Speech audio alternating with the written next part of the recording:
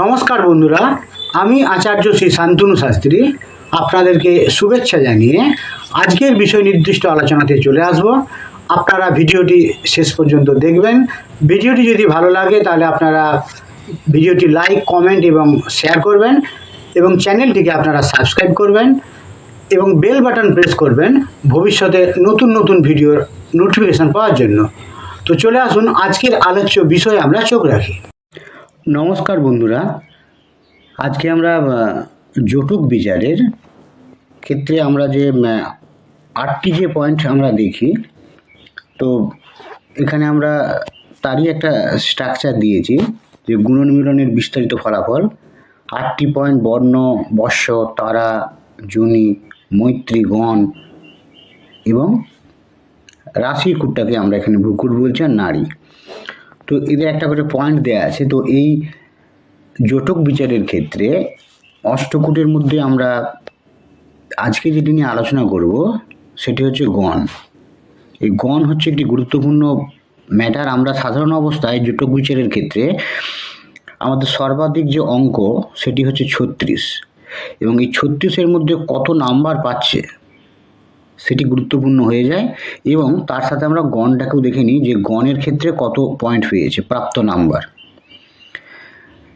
এই দুটিকে আমরা সামনে রেখেই আমরা একটা সিদ্ধান্তে পৌঁছে যাই যে জটক বিচারের ক্ষেত্রে এই দুটি পাত্র এবং পাত্রীর মধ্যে বিচার কতটা পজিটিভ বা কতটা নেগেটিভ সেই বিষয়ে আমরা একটা সিদ্ধান্তে পৌঁছে যাই। তো এছাড়াও আমার যেটা মনে হয় কি যে এই কত নাম্বার পাচ্ছে অষ্টকূটের বিচারে এবং গণের কি অবস্থা আসছে, এই নাম্বারের সঙ্গে তো এটা অবশ্যই একটা যোগসূত্র আছে। এবং সর্বাধিক যে নাম্বার যেগুলিকে আমরা পাচ্ছি তার মধ্যে 1 নম্বর হচ্ছে যে গ্রহ মৈত্রী, গণ, রাশিকূট এবং নারী। এই চারটির তো অবদান অনস্বীকার্য, এইটি ভালো করে দেখতে হবে। তো এখানে আমাদের যেটা জানা দরকার, এর মধ্যে বর্ণ, বর্ষ এবং গ্রহ মৈত্রী যেটি এবং রাশিকূট, এই যে চারটি, এটি চন্দ্র রাশি ধরে বিচার করা হয়, রাশি অনুযায়ী বিচার করা হয় এগুলি। আর বাদবাকি যে অপশানগুলি আছে, তো সেখানে আমরা পাচ্ছি কি না, যোনি পাচ্ছি এবং গণ পাচ্ছি আর নারীকূট পাচ্ছি। তো এবং অবশ্যই তারা, এগুলিকে আমরা চন্দ্রের নক্ষত্র ধরে আমরা বিচার করি। তো কখনো আমাদের রাশি ধরে আমরা বিচার করি যে এর কি হতে পারে, বর্ষ কি হতে পারে, এর বর্ণ কি হতে পারে। আবার কখনো আমরা ওই রাশি বলতে যে চন্দ্র রাশি, যে চন্দ্রের যে নক্ষত্র, কারো চন্দ্র যার নক্ষত্রে আছে তার উপর বেশ করে আমরা ক্যালকুলেশন করি যে কার কি তারা, কার কি যোনি বা কার কি গণ, কার কি নারী। তো এইভাবে আমরা বিচার ব্যবস্থাটাকে এগিয়ে নিয়ে যাই। আজকে আমাদের যে মেন যে আলোচ্য বিষয় সেটি হচ্ছে গণ কেন্দ্রিক। গণ নিয়ে আমাদের অনেক মতামত আছে এবং গণকে আমরা খুব গুরুত্ব দিই। নাক্ষত্রিকভাবে যে গণের বিচার করা হয়, যে চন্দ্রের যে নক্ষত্র সেটিকে ধরে তো আমরা বিচার করি। তো সেক্ষেত্রে আমাদের আরেকটু ডিপলি জানার প্রয়োজন আছে গণ নিয়ে আমরা যেভাবে মাতামাতি করি সেই হিসাবে। তো সাধারণ অবস্থায় 3 ধরনের গণ আছে। আমরা জানি গণের ক্ষেত্রে 3টি গণ। কী কী গণ আমরা সবাই জানি এই তথ্যগুলি: দেব, নর আর রাক্ষস গণ। নরটাকে আমরা মনুষ্যগণ বলছি। তাহলে এই 3টি গণ আমরা পাচ্ছি। তার এর এক্ষেত্রে নিয়মটা কি হচ্ছে না, পাত্র আর পাত্রীর নক্ষত্র থেকে গণ ঠিক করতে হয়। আমরা জানি তাদের মিল আছে কিনা সেটা আমাদের দেখতে হয়। দুজনের গণ যদি একই হয়, দেখা গেল কি যে একজনের জাতকের ক্ষেত্রে দেখা গেল কি কারো একটি আপনার হচ্ছে নরগণ, কারো দেখা গেল নরগণ মানে কোনো পাত্র, আর পাত্রীও দেখা গেল নরগণ। এরকম যখন একই হচ্ছে তখন উত্তম মিল। যদি একজনের দেব এবং অপরের নর হয় তবে মধ্যম মিল। তাহলে দেব আর নর হলে কিন্তু একটা মধ্যম মিল আমরা এখানে পাচ্ছি। কিন্তু একজনের রাক্ষস আর অপরের নরগণ, এটাই সবচেয়ে বিপজ্জনক। একজনের রাক্ষস আর একজনের নরগণ। এটা একটা প্রতিকূল অবস্থা তৈরি করে বলে আমরা ধরে নিই। এগুলো কিন্তু নাক্ষত্রিকভাবেই আমরা এটা দেখে আমরা একটা পয়েন্ট আমরা এখানে পেয়ে যাই এবং তার উপর বেস করে অষ্টকূটের নাম্বারও আমরা পেয়ে যাই। এর পরেও কিছু আরও ধারণা আছে, সেগুলি আমাদের জানতে হবে যে গণ আসলে ধারণাটা কি, সেটুকু আমাদের গণের ধারণাটা একটু ক্লিয়ার করতে হবে। এই নাক্ষত্রিকভাবে বিচারের পর আরও অনেক কিছু জিনিস দেখার প্রয়োজন আছে। সাধারণত আমরা জানি যে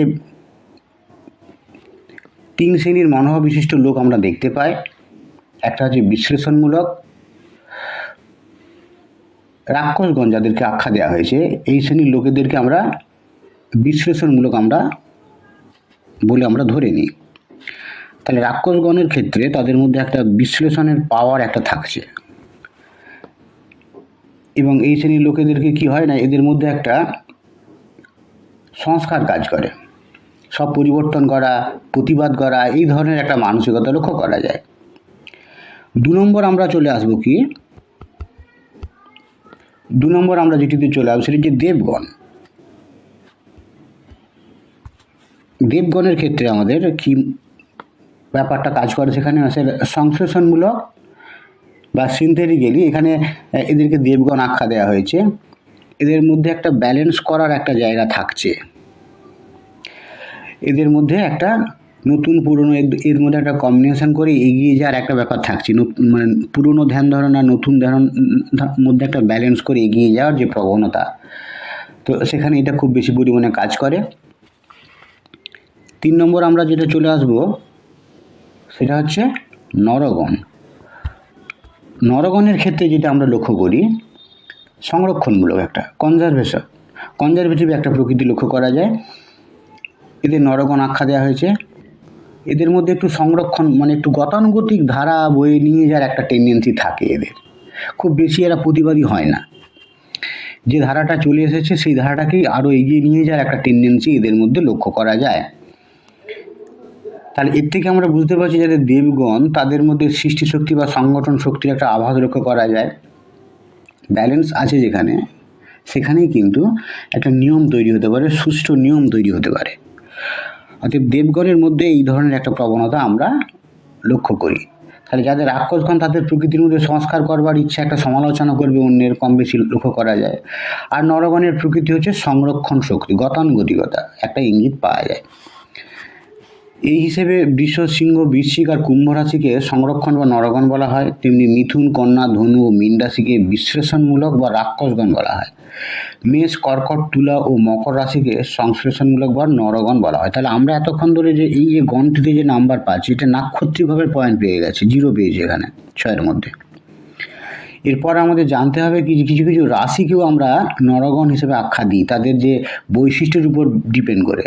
তাহলে ওই জন্য বৃষ, সিংহ, বৃশ্চিক, কুম্ভ রাশিকে আমরা সংরক্ষণমূলক বা নরগণ বলছি। আবার একবার আমরা মিলিয়ে নিই, মিথুন, কন্যা, ধনু আর মীন রাশিকে আমরা বিশ্লেষণমূলক বা রাক্ষসগণ, আর মেষ, কর্কট, তুলা আর মকর রাশিকে আমরা নরগণ হিসেবে আমরা ধরে নিই, কারণ এই গুণাগুণের উপর বেশ করে নরগণ, দেবগণ আর রাক্ষসগণের। এছাড়া গ্রহদের মধ্যেও আমরা রবি, বৃহস্পতি, শুক্র এবং বরুণ, এই গ্রহকে আমরা দেবগণ হিসেবে ধরি। তো তাহলে আমাদের 1 নম্বর হচ্ছে কি, যে নক্ষত্র হিসেবে যেমন আমাদের একটা গণ পেলাম, তারপর আমরা কি পাচ্ছি, তারপর আমরা রাশি অনুযায়ী একটা গণ পাচ্ছি, রাশি। তারপরে আমরা চলে আসবো কি, যে গ্রহ অনুযায়ী একটা আমরা গণ পাই। তাহলে গ্রহ অনুযায়ী রবি, বৃহস্পতি, শুক্র, বরুণ এই হিসেবে দেবগণ, চন্দ্র, শনি, কেতু আর রুদ্র হচ্ছে নরগণ, এবং মঙ্গল, বুধ, রাহু আর প্রজাপতি হচ্ছে রাক্ষসগণ। তো তাহলে 3 ধরনের গণ আমরা এখানে ক্যালকুলেশন করতে পারছি। সাধারণ অবস্থায় অষ্টকূটের বিচারে এক রাশির যে নক্ষত্র, যার যে রাশি, সেই রাশি যে নক্ষত্রে বসে আছে, মানে চন্দ্র তার যে নক্ষত্রে বসে থাকছে, সেই নক্ষত্রের উপর বেস করে এই ক্যালকুলেশন করা হয়, এই নাম্বারটি অষ্টকূটের বিচারে পায়। এরপরেও তাদের নরগণ, রাক্ষসগণের যে বৈশিষ্ট্য অনুযায়ী কিন্তু আমাদের কিছু কিছু রাশিকে আমরা বিভিন্ন গণের যে 3টি ভাগ, সেই পর্যায়ে ভাগ করছি। কিছু কিছু গ্রহকেও আমরা বিভিন্ন 3টে পর্যায়ে ভাগ করছি। অতএব কেবল নক্ষত্র দেখে যদি আমরা গণ নির্ণয় করলে অনেক সময় ঠিক হয় না, সেই জন্যেই। তো নক্ষত্র হিসেবে দেবগণ হয়েছে হয়তো কারো দেখা গেলো যে নাক্ষত্রিক হিসাবে কারো দেবগণ, তার চন্দ্র যে নক্ষত্রে আছে সেই অনুযায়ী দেবগণ আসলো। কিন্তু দেখা গেল কি, যদি তা রাক্ষসগণ রাশিতে হয়, যে রাশিকে আমরা রাক্ষসগণ বলছি, সেই রাশিতে যদি তার চন্দ্র অবস্থান করে, তাহলে গণ তো আমি নাক্ষত্রিকভাবে দেখে নিলাম এই গণ, কিন্তু দেখা গেল কি যে তার যে রাক্ষসগণ যে রাশি, সেই রাশিতে হয়তো আমরা দেখলাম যে রাক্ষসগণ হিসেবে আমরা কোনগুলোকে বলেছি, আমরা মিথুন, কন্যা, ধনু এবং মীন রাশিকে আমরা রাক্ষসগণ হিসেবে ধরেছি। তো এখানেরই কোনো একটা রাশিতে, হয়তো মিথুন রাশিতে আমরা দেখলাম তার চন্দ্র অবস্থান করছে, এবং সেখানে দেখা গেল কি যে মঙ্গলের সঙ্গে অবস্থান করছে চন্দ্র। মঙ্গল, কারণ এখানে মঙ্গল, বুধ, রাহু, প্রজাপতি রাক্ষসগণ। তো সেই হিসেবে কি হবে, তাহলে যদি আমরা দেখি যে নক্ষত্র হিসেবে দেবগণ হলেও যদি তার রাক্ষসগণ রাশিতে রাক্ষসগণ গ্রহযুক্ত হয়ে থাকে, তাহলে দেবগণের চেয়ে রাক্ষসগণের ভাবই তার মধ্যে বেশি প্রকাশ পাবে। তো অতএব, তো সাধারণ অবস্থায় আমরা যেভাবে শুধু নাক্ষত্রিকভাবেই আমরা গণ বিচার করে যাই, সেটা সেটা ছাড়াও আমাদের আরও একটু ডিপলি দেখার প্রয়োজন আছে গণের ক্ষেত্রে। এবং এরপরও আমি বলবো যে 36-এর মধ্যে যে 19 পয়েন্ট পাচ্ছে, এক্ষেত্রে কিন্তু আমাদের লাস্টের যে অংশগুলি আছে এইগুলিকে ভালো করে পর্যালোচনা করতে হবে, মৈত্রী, গণ, রাশিকূট আর নারী। এবং তারপরও আলাদা আলাদাভাবে পাত্র এবং পাত্রীর চার্ট দেখেও কিন্তু বিচার বিশ্লেষণ করে আমাদের এগোতে হবে। আজ এই পর্যন্তই। ভালো থাকবেন। ভবিষ্যতে আমরা আবার অন্য কোনো গুরুত্বপূর্ণ টপিক নিয়ে আলোচনা করব। নমস্কার।